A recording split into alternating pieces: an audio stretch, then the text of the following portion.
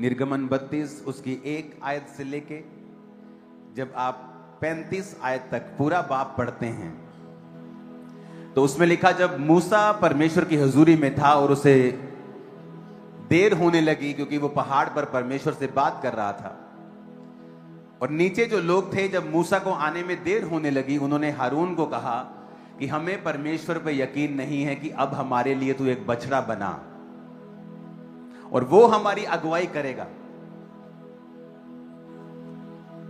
और हारून जानता था कि इन लोगों के मन में बुराई रहती है और ये लोग मुझ पे चढ़ आएंगे, तो उसने जब उनके कानों की बालियां लेकर बछड़ा बनाया तो परमेश्वर ने मूसा से कहा, जिन लोगों को तू नीचे छोड़ आया है वो मुझसे विरुद्ध हो गए हैं और उन्होंने मुझे त्याग दिया है और वो एक बछड़े के पीछे हो गए हैं।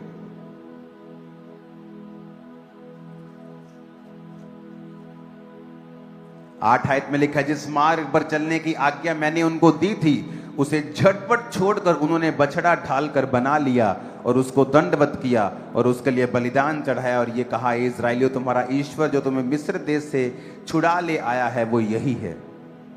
यहोवा ने मूसा से कहा, मैंने इन लोगों को देखा और सुन, वो हठीले हैं, मुझे मत रोक, मेरा कोप उन पर भड़क उठा है जिससे मैं उन्हें भस्म करूं, और लेकिन तुझसे मैं एक बड़ी जाति को उपजाऊंगा।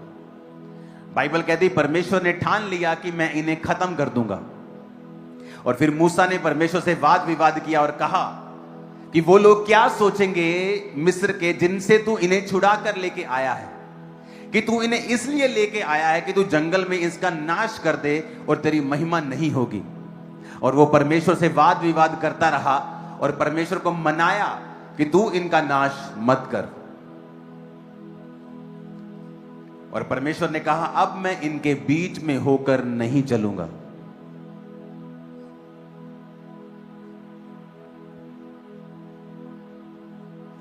ऊंची आवाज में कहो, परमेश्वर ने कहा, अब मैं इनके बीच में होकर नहीं चलूंगा।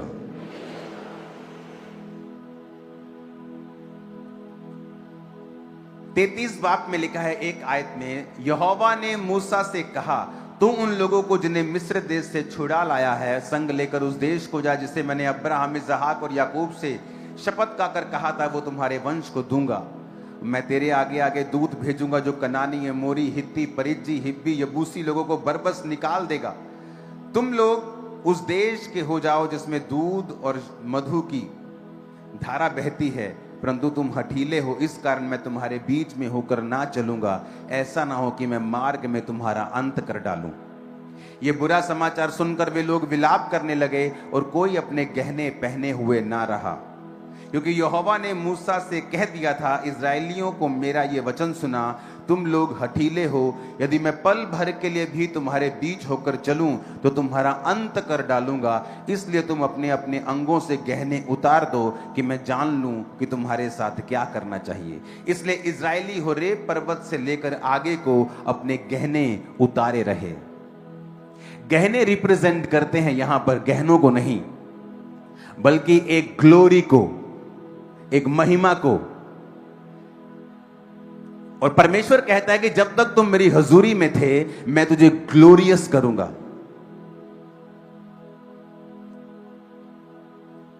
और जब तुम मेरी हजूरी को छोड़कर तुम चले गए, अब वो ग्लोरी जो तुम्हें ढके हुई थी अब तुम्हारी जिंदगी के ऊपर वो नहीं होगी।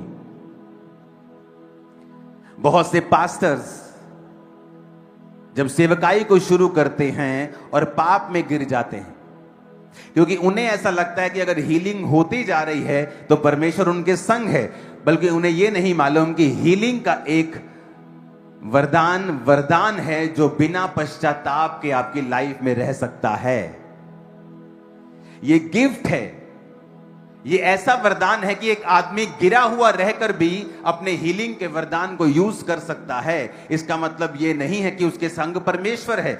इसलिए परमेश्वर ने कहा था कि तुम इनके फलों से इनको पहचानोगे, उनके कैरेक्टर से उनको पहचानोगे। परमेश्वर ने कहा अब तुम अपने गहनों को उतार दो। गहने रिप्रेजेंट करते हैं ग्लोरी को। न्यायों की पुस्तक के वचन में लिखा है उसकी 2 और 14-15 आयत में, इसलिए यहोवा का कोप इस्राएलियों पर भड़क उठा, उसने उनको लुटेरों के हाथ में कर दिया, उन्हें वो लूटने लगे, चारों ओर के शत्रुओं के अधीन कर दिया, वे शत्रुओं के सामने ठहर ना सके। जहां कहीं वो बाहर जाते, यहोवा का हाथ उनकी बुराई करने में लगा रहता था, जैसे यहोवा ने उनसे कहा था, वरन यहोवा ने शपथ खाई थी कि इस प्रकार वो बड़े संकट में पड़ गए। कौन? वो लोग जो परमेश्वर की प्रेजेंस को छोड़ गए। कोई बछड़ों को बनाकर पूजने लगा, कोई व्यभिचार करने लगा, कोई पैसों को पूजने लगा और परमेश्वर की हुजूरी को छोड़ दिया। तो वचन कहता है कि जहां कहीं वो जाते थे, शैतान नहीं, परमेश्वर उनका बुरा करने में लगा रहता था। शैतान नहीं। कौन बुरा करने में लगा रहता था? परमेश्वर का हाथ लिखा उनकी बुराई करने में लगा रहता था। और पिछली आयत को पढ़ेंगे, परमेश्वर ने उनको लुटेरों के हाथ में कर दिया और वो उन्हें लूटने लगे, चारों ओर के शत्रुओं के अधीन कर दिया, वे अपने शत्रुओं के सामने ठहर ना सके। क्यों? क्योंकि परमेश्वर की जो ग्लोरी थी, परमेश्वर की जो प्रेजेंस थी, जब उनको छोड़ के गई, सब कुछ चला गया। जब परमेश्वर की प्रेजेंस आपको छोड़ के जाती है, वो वरदानों को लेके नहीं जाती। अगर आपके किसी मित्र ने आपके बर्थडे के ऊपर आपको एक मोबाइल गिफ्ट किया है, या 2 साल पहले उसने आपको एक पेन गिफ्ट किया है, जब आप उसके साथ बने नहीं रहते हैं, वो मित्र जब चला जाता है, वो ये नहीं कहता कि मैंने तुझको 2 साल पहले एक पेन दिया था, तो मुझे वापिस कर दे। वो चला जाता है। उसी तरह परमेश्वर की हुजूरी जब आपकी लाइफ से जाती है, वो कभी बता के नहीं जाती। परमेश्वर का आत्मा बताता आने वक्त बहुत अच्छा बताता है और आत्मा उतरता है, लेकिन जाने वक्त वो बिल्कुल साइलेंटली आपको छोड़ जाता है। और परमेश्वर ने कहा, तेरी ग्लोरी, वो कहने ग्लोरी को दर्शाते थे कि तेरी ग्लोरी जो है, तेरी महिमा जो है, वो मेरी हुजूरी के अंदर है।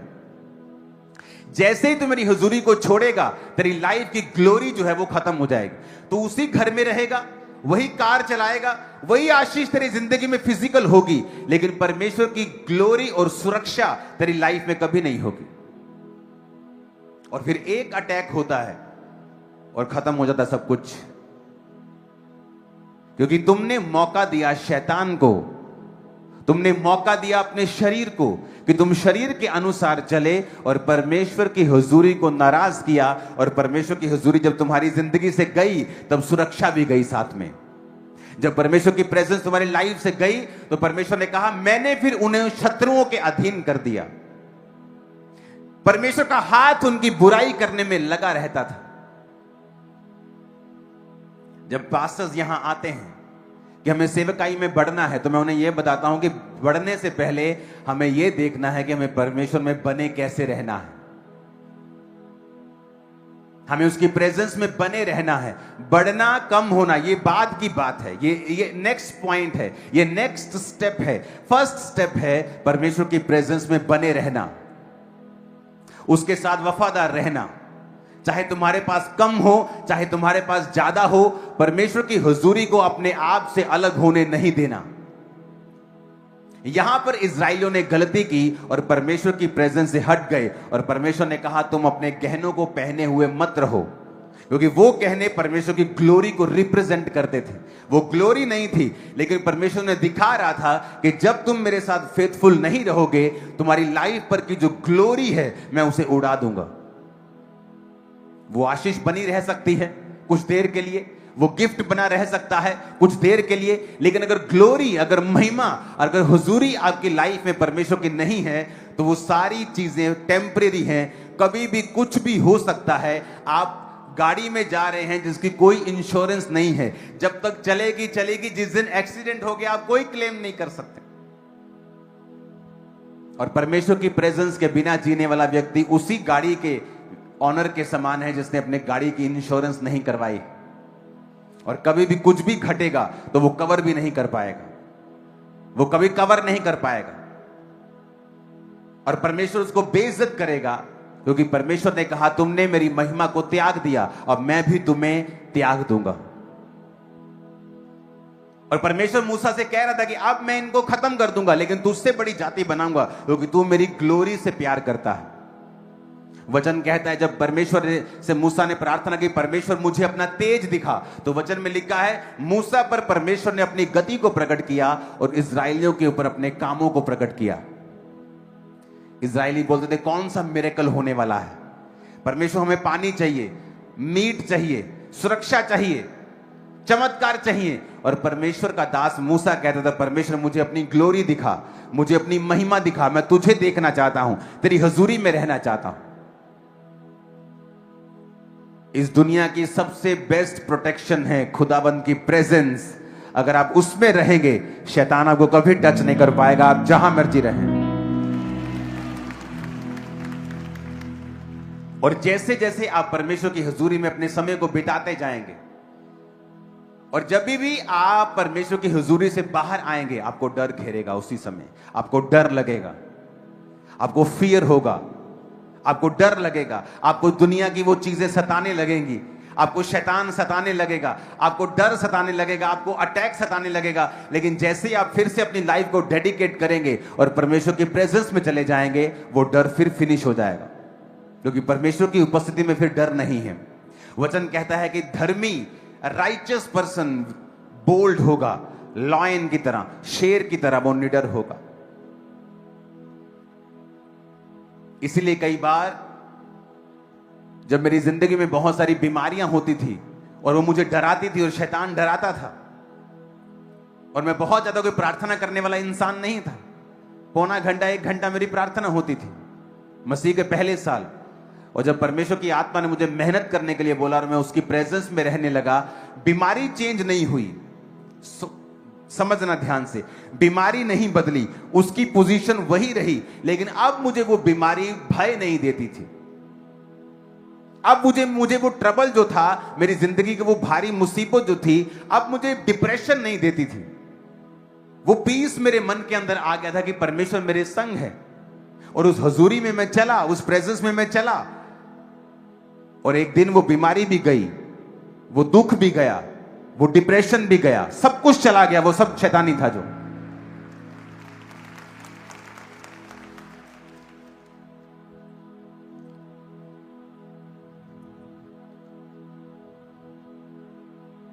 संडे एक परिवार मुझे मिलने के लिए आया, और जब मैंने उसकी टेस्टिमनी को सुनी, उसने दिखाया अपने मोबाइल के ऊपर कि आप क्रूसेड करने के लिए आए थे बटाला की साइड, और मैंने क्रूसेड के ऊपर परमेश्वर के वचनों को सुना, और मैं क्रिश्चियन होते हुए भी परमेश्वर की हुजूरी से दूर था। और जब आपने परमेश्वर का वचन दिया, मैंने तौबा की और मैं परमेश्वर में जीवन जीने लगा। 2015 की यह बात है, और 2015 में मैंने परमेश्वर को अपना जीवन दिया और मैं परमेश्वर में अपना जीवन जीने लगा। मेरे सारे रिश्तेदार कहीं बाहर थे, लेकिन मुझे कोई कॉल नहीं हमें करता था, कोई हमारा किसी के साथ कांटेक्ट नहीं था। हमें लगता कि लोग हमें बाहर बुलाएंगे, लेकिन हम गरीबी के श्राप में जी रहे थे, क्योंकि हमारी फैमिली में, मेरी जनरेशन में हर एक व्यक्ति गरीबी में जिया है। लेकिन जब मैंने आपका वचन सुना और अपने जीवन परमेश्वर को दिया, 2015 से लेके 20 तक 5 साल, अभी कोई फाइनेंशियल ब्लेसिंग उसकी लाइफ में नहीं आई।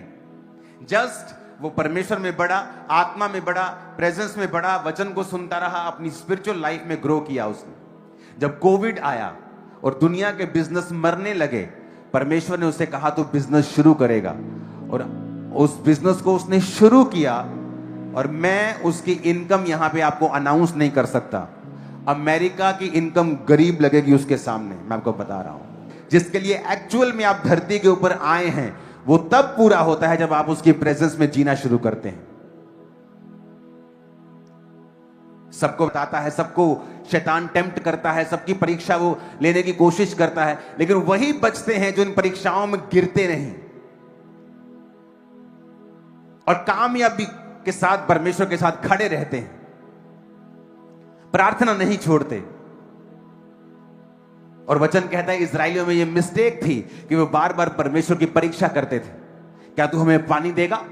क्या तेरे में इतनी ताकत है कि तू इस निर्जल स्थान के ऊपर हमारे लिए पानी पैदा कर सके? क्या तू हमें मीट दे सकता है?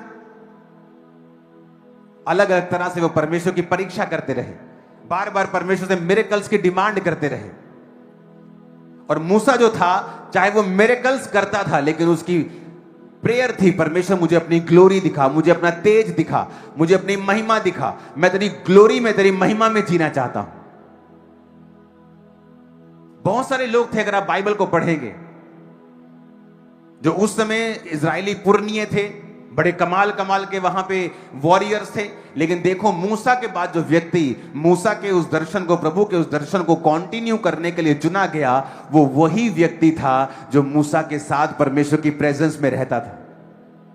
वचन कहता है कि जब मूसा पहाड़ के ऊपर परमेश्वर की उपस्थिति में जा चुका था, तो यहोशू ना तो नीचे था और ना ही वो अपने मेंटर के पास था, वो कहीं बीच में पहाड़ पर वेट कर रहा था कि कब मूसा आए और मैं मूसा को नीचे लेके जाऊं।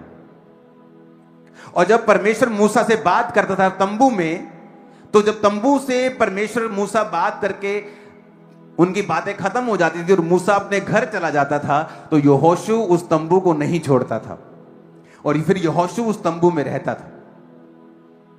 और वचन कहता है कि परमेश्वर ने यहोशू के द्वारा फिर वही कार्य किए जो उसने मूसा के द्वारा किए थे, क्योंकि यहोशू भी उस सीक्रेट को समझ चुका था कि मुझे परमेश्वर की प्रेजेंस में रहना है, हजूरी में रहना है मुझे। क्योंकि चर्च में परमेश्वर की हजूरी में रहना बड़ा आसान है, क्योंकि यहां परमेश्वर की प्रेजेंस होती है, आपका दिमाग पाप की ओर नहीं जाता है, आप यहां कंट्रोल में होते हैं। लेकिन जब आप यहां से चले जाते हैं, आप अपने घरों में होते हैं, अपने मोबाइल्स पे होते हैं, अपने टीवी के सामने होते हैं, अकेले होते हैं, तब परमेश्वर आपको परखता है और जांचता है। आपको चोरी करने का जब मौका मिलता है, व्यभिचार करने का मौका मिलता है, आपको वचन तोड़ने का मौका मिलता है, तब परमेश्वर जांचता है और देखता है कि आप क्या करते हैं, कि आप उसके साथ वफादार हैं कि नहीं। क्योंकि जब आप वफादार होंगे तो एक निशानी होगी कि आपकी लाइफ परमेश्वर ग्लोरियस करेगा उसको, वो ग्लोरी आपके अराउंड होगी। बहुत से पास्टर्स मैंने देखे हैं जिनकी लाइफ में बड़े वरदान काम करते हैं, लेकिन उनकी लाइफ में ग्लोरी परमेश्वर की बिल्कुल फील नहीं होगी। आप उनको सुनेंगे, आपको अनॉइंटिंग फील नहीं होगी, आपको टच नहीं होगा। लेकिन लोग भरमाए इसलिए जाते हैं क्योंकि वहां पर जो काम हो रहे हैं या हीलिंग हो रही है, उसे उन्हें लगता है कि परमेश्वर उसके संग है। जबकि परमेश्वर की प्रेजेंस आपको मालूम होती है जब एक व्यक्ति प्रीच करता है, उस प्रेजेंस में जब आप रहते हैं और सामने देखते हैं, आपको मालूम होता है कि परमेश्वर का आत्मा मुझसे बात कर रहा है, उसकी स्पिरिट यहां पे मौजूद है। ऊंची आवाज में हालेलुया बोलो जरा। नहीं है ऊंचा, नहीं है ऊंचा चाहिए। आमीन। अपनी लाइफ में जो कुछ करना है, लेकिन इस बात का ध्यान रखना है कि परमेश्वर की प्रेजेंस आपसे कभी भी दूर ना हो।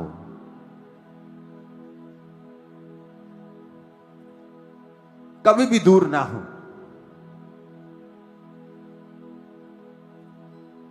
वाइज मैन जब आ रहे थे तो परमेश्वर का तारा आगे आगे चल रहा था। जैसे ही वो राजा के पास गए, तारे ने गाइड करना बंद कर दिया। परमेश्वर की प्रेजेंस आपकी लाइफ से निकल जाती है जब आप रॉन्ग संगति में चले जाते हैं, जहां हंसी होगी, ठट्ठा होगा, गलत मजाक होगा। आप उनके साथ फिर ऐसे स्थानों में भी जाएंगे जहां जाना आपके लिए सही नहीं है, चाहे आप मन से उन्हें ईश्वर मानते हैं या नहीं, यह बात अलग है।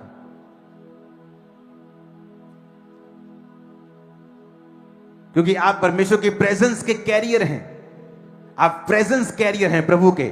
साइकिल के पीछे कैरियर लगा होता है ना, चीजें लेके जाने के लिए, आप उसके प्रेजेंस कैरियर हैं। परमेश्वर आपके जरिए अपनी प्रेजेंस को लेके जाना चाहता है।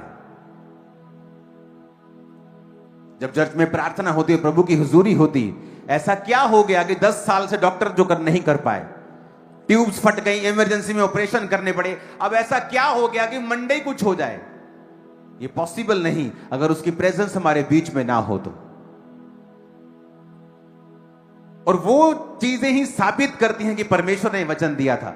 1 महीने बाद चेक नहीं करना, परमेश्वर ने कहा मंडे इनको बोलना चेक करने के लिए। और 1 2 3 4 नहीं, टेस्टिमनीज की लाइन लगी हुई है, लाइन।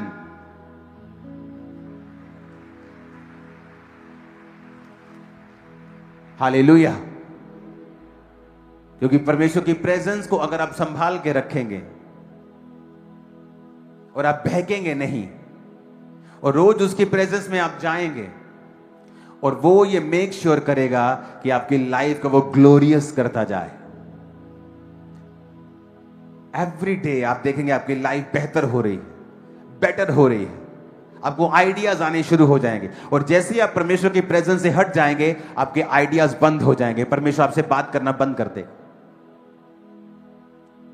और जैसे ही आप परमेश्वर की प्रेजेंस में रहेंगे और आप परमेश्वर से रोज बात करेंगे, परमेश्वर आपकी स्पिरिट को ओपन करना शुरू कर देगा। और मेरे साथ जब मैं परमेश्वर के प्रेजेंस में होता हूं, मुझे मालूम होता है कि परमेश्वर मुझसे बात करेगा। एवरी डे मेरी लाइफ के लिए, मिनिस्ट्री के लिए, एवरी डे जब मैं परमेश्वर की प्रेजेंस में होता हूं, मैं जाता किसी और पोजीशन पे हूं, आता उससे बेटर हूं। जब मैं जिस पोजीशन में मॉर्निंग गया था, इवनिंग बेटर होता हूं।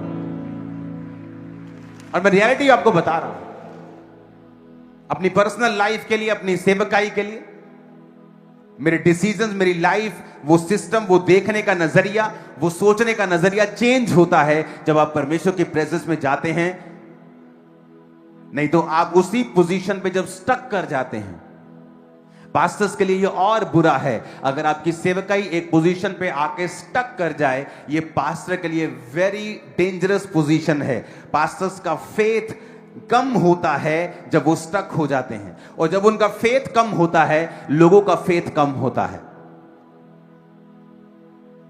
बहुत सारे पास्टर सेवकाई करते हैं, पुलपट पे आते हैं, लेकिन उनका विश्वास वो नहीं है अंदर से जो होना चाहिए, क्योंकि वो अपनी लाइफ को स्टक कर चुके हैं। और जब आप परमेश्वर की प्रेजेंस में नहीं रहते हैं, या किसी चीज के साथ कॉम्प्रोमाइज कर लेते हैं, किसी शैतान के काम के साथ कॉम्प्रोमाइज कर लेते हैं, या अटैक के सामने झुक जाते हैं, या प्रार्थना में अपने जीवन को नहीं देते हैं, आप टाइदर नहीं हैं, आप वचन पे भरोसा नहीं रखते हैं, आप सडनली देखेंगे आपकी लाइफ के ऊपर अटैक्स हैं और आप स्टक हो गए हैं। और जब आप स्टक हो जाएंगे, अगर पानी बहता रहेगा तो पीने योग्य है, अगर वो खड़ा हो जाएगा, उसमें जानवर भी आएंगे, उसमें मच्छर भी अंडे देगा, उसमें बीमारियां भी होंगी, उसमें बास भी आएगी, वो पीने योग्य भी नहीं होगा। लेकिन अगर बहता होगा तो पीने योग्य होगा। और परमेश्वर की प्रेजेंस ये मेक श्योर करती है कि आपका लाइफ एक बहता दरिया हो। आपको अपनी लाइफ की अगुवाई करनी है, आपको अपने परिवार की अगुवाई करनी है, अपने बिजनेस में कौन से डिसीजन लेने हैं आपको नहीं मालूम। आप जैसे ही परमेश्वर की प्रेजेंस, कई बार मैंने नोटिस किया है अपने क्लोज लोगों की लाइफ में, जब वो परमेश्वर में नहीं थे, उन्होंने हमेशा एक गलत आदमी के ऊपर भरोसा किया। उस आदमी ने बहुत नुकसान किए, फिर भी उस पर भरोसा किया। और मैं क्या देखता हूं कि जब वो मसीह में आ गए वो लोग, और अभी भी वो मसीह में आने के बाद भी परमेश्वर में समय को नहीं बिताते हैं, क्रिश्चियन होने के बाद भी प्रेयर लाइफ जीरो है, और अभी भी वो गलत डिसीजन कंटिन्यू कर रहे हैं, और उन्हें मालूम नहीं, उन्हें लोगों के दिल में क्या है पता नहीं चल रहा है। मेरी टीम, मेरी वाइफ बहुत हैरान होती जब मैं लोगों के बारे में उसको पहले से बता देता हूं कि तुझे ये व्यक्ति, ये आदमी तुझे मैसेज करेगा, ये वाला वॉलंटियर तुझे मैसेज करेगा और ये बात बोलेगा, ये तुझे ये ऐसा है, ये आदमी ऐसा है, ये औरत ऐसी है। लेडीज के अंदर ये नेचुरली गिफ्ट है, ये लेडीज के अंदर आदमियों से ज्यादा परख लेडीज को होती है। आदमियों को ये परख तभी हो सकती है जब वो परमेश्वर की प्रेजेंस में ज्यादा रहे, नहीं तो वो इस गिफ्ट को यूज नहीं कर सकते आदमी लोग। और आदमियों को जब जाना है अपने घर के बाहर, जब काम करना है, बिजनेस करना है, मोस्टली बोलते मेरे पार्टनर ने मुझे धोखा दे दिया, मेरे फलाने ने मुझे धोखा दे दिया, मुझसे ये गलती हो गई, क्योंकि वो प्रेजेंस आपकी लाइफ में नहीं है जो आपको गलत स्टेप लेने से रोकेगी और आप पर अपना कब्जा रखेगी। कितने मेरी बात को समझ रहे हैं? वो सेवकाई में भी लागू होता है, आपके घर में भी लागू होता है, आपके बिजनेस में भी लागू होता है। इसलिए जब मैं परमेश्वर की प्रेजेंस में रहता हूं और जब मैं बाहर आता हूं, सेवकाई के रिगार्डिंग, बड़ी चीजों के रिगार्डिंग, जिनकी नाम मैं यहां पे नहीं ले सकता हूं, उन गवाहियों को मैं यहां पे नहीं दे सकता हूं, लेकिन वो मार्वलस हैं और लोग हैरान होते हैं कि जो आपने प्रोफेशनल लोगों की मैं बात कर रहा हूं। एक आदमी जो अपने काम में प्रोफेशनल है और 30 साल से अपनी लाइन में टॉप पर है, और मुझे आके वो क्या कह रहा है कि सर जो आपने देखा था 10 साल पहले, हम खुद हैरान हैं, आज उसी वजह से आप और हम बचे हुए हैं। जो आपने देखा था 10 साल पहले और हमें बताया था और गाइड किया था कि सर आप ऐसा कीजिए, इस काम को इस तरीके से कीजिए। और हम प्रोफेशनल हैं, आप प्रोफेशनल नहीं हो, लेकिन आपने जो वो गाइड किया था उसकी वजह से हमें बहुत रिलीफ है। परमेश्वर का आत्मा कब? जब उसकी प्रेजेंस में हम रोज जाएंगे। हम मिस करेंगे, हम कभी कभी जाएंगे। हम अपनी लाइफ का ट्रेजर मिस कर रहे हैं, जिस चीज पे हमारा ग्रोथ निर्भर करती है, जिस चीज ने हमें ग्लोरियस करना है, महिमा में करना है, हमें बढ़ाना है, ब्लेस करना है, वो चीज मिस हो रही है। और हम दुनिया के उन कामों की ओर जा रहे हैं जो फटे और मैले चिथड़ों के समान हैं, जो फटी हुई ग्लोरी है, जो एक गंदे पानी की तरह है वो। और जो परमेश्वर हमें देना चाहता है वो स्वच्छ है, वो साफ है, वो ग्रोथ के लिए है, वो ब्लेसिंग के लिए है, वो जनरेशंस के लिए है, वो लंबा चलने के लिए है। कितने मेरी बात को समझ रहे हैं? और ये परमेश्वर की प्रेजेंस में जाने से ही संभव होगा, और उसकी प्रेजेंस के साथ वफादार रहने से ही संभव होगा। उसकी प्रेजेंस में आप कैसे रह सकते? परमेश्वर ने कहा जो मुझे प्यार करता है वो मेरी आज्ञाओं को मानता है। ये कैसे हो सकता है? जब मैं लोगों से मिलता और वो बोलते हैं हम 6 साल से चर्च आ रहे हैं लेकिन हमने बपतिस्मा नहीं लिया। मैंने कहा कैसे रह सकते हैं आप बिना बपतिस्मा लिए?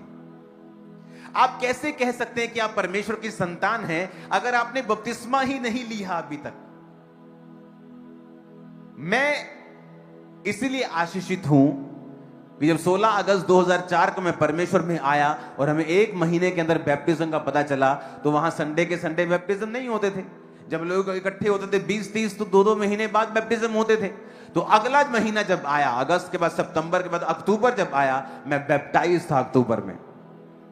क्यों? मुझे जल्दी थी कि ये क्या चीज है जो आप मुझे डिले कर रहे हो। नहीं बेटा रुक जा, अभी 20-30 लोग होंगे तो पास्टर आएंगे दूर से बपतिस्मा देने के लिए, हमें उनके पास जाना पड़ेगा। तो हम गए, क्योंकि हमारे ग्रुप में जो वॉलंटियर्स ग्रुप था वहां कोई पास्टर नहीं था बपतिस्मा देने के लिए। तो हम गए, जो पास्टर बपतिस्मा मुझे दिया वो आज भी मेरे घर में आते हैं। तो बैप्टाइज किया, सिर्फ 1.5 महीने के अंदर अंदर मैं बैप्टाइज था। मुझे मालूम था कि परमेश्वर ने कहा मेरे धर्म और राज्य की खोज करो, दुनिया की सब वस्तुएं तुम्हें पीछे पड़ के मिलेंगी। और वो लोग क्यों बपतिस्मा नहीं ले रहे हैं? क्योंकि उन्हें लगता है कि उनका रिश्ता नहीं होगा, वो अपने बच्चों के रिश्ते कहां करेंगे, वो कुछ ये ना कर बैठे। आप उन्हीं चीजों की खोज के कारण बपतिस्मा नहीं ले रहे हो, क्योंकि शैतान ने आपके मन को अंधा कर दिया है, आपकी बुद्धि को अंधा कर दिया है। और जो चीजें परमेश्वर ने आपको देनी है उन्हीं चीजों के लिए वो आपको ब्लॉक करना चाहता है। जिस फैमिली ने मुझे रोका, मेरे परिवार ने, कि तो मसीह में अगर गया नशे कर ले, मसीह में नहीं जाना है। अगर मैं रुकता, ये कलेश घर में ना पड़े ये सोच के, तो आज मैं भी मसीह में नहीं होता, वो लोग भी मसीह में नहीं होते और वो दुखी होते, क्योंकि आज उनको मैं सपोर्ट कर रहा हूं, खुदावन सपोर्ट कर रहा है।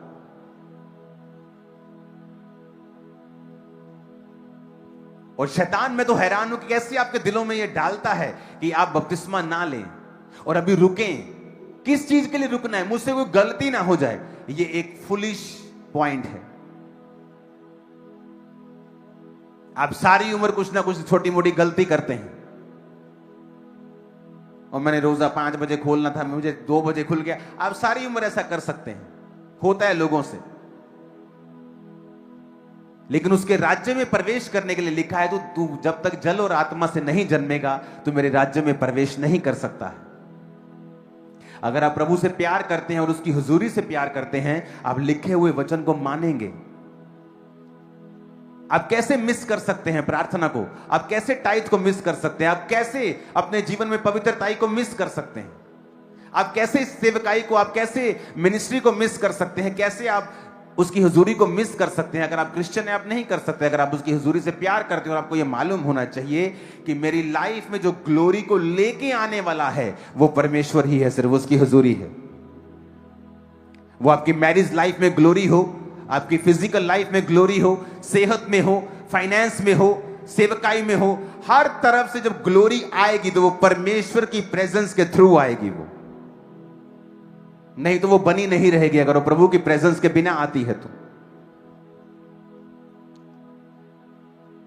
और लिखा परमेश्वर का हाथ उनकी बुराई में लगा रहता था, परमेश्वर का आत्मा उनको शत्रुओं के अधीन करता था, वो बैरियों के वश में रहते थे, अटैक्स होते थे क्योंकि वो हुजूरी से बाहर जीते थे।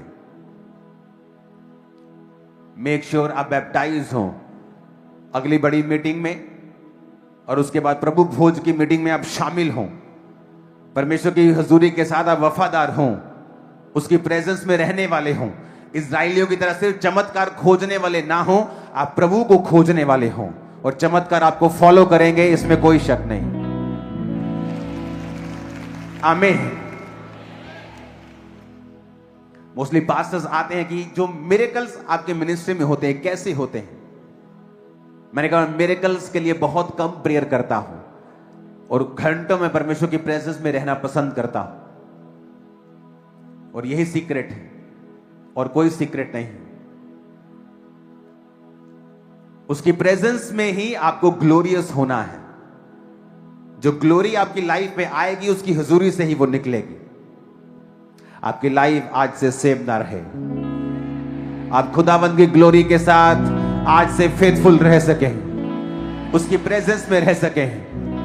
सभी अंधकार की शक्ति और पाप की आत्मा आपकी जिंदगी को छोड़ के चली जाए, वो सारी डिस्ट्रैक्शन आपकी लाइफ को छोड़ के चली जाए इन जीसस नेम। वो सारी अंधकार की शक्तियां जो प्रभु से आपको दूर करती हैं आपकी लाइफ से श्रापित हो यीशु मसीह के सामर्थी नाम में। आमीन। ऊंचाई आशीष हमारी है। Hallelujah, hallelujah. अगर ये वचन आपको आशीष दे रहा है तो इसे अपने जीवन में अपनाइए और दूसरों तक भी जरूर पहुंचाइए। याद रखें, केवल यीशु ही जीवन का सच्चा मार्ग, सत्य और जीवन है। अगर आप चाहते हैं कि परमेश्वर का वचन रोज आपके दिल तक पहुंचे तो हमारे चैनल को सब्सक्राइब करें, वीडियो को लाइक करें और बेल आइकन दबाना ना भूलें। प्रभु यीशु आपको आशीष दे, आपको सुरक्षित रखें और आपके जीवन में अपनी शांति और सामर्थ भर दे। धन्यवाद। मिलते हैं अगले वचन में।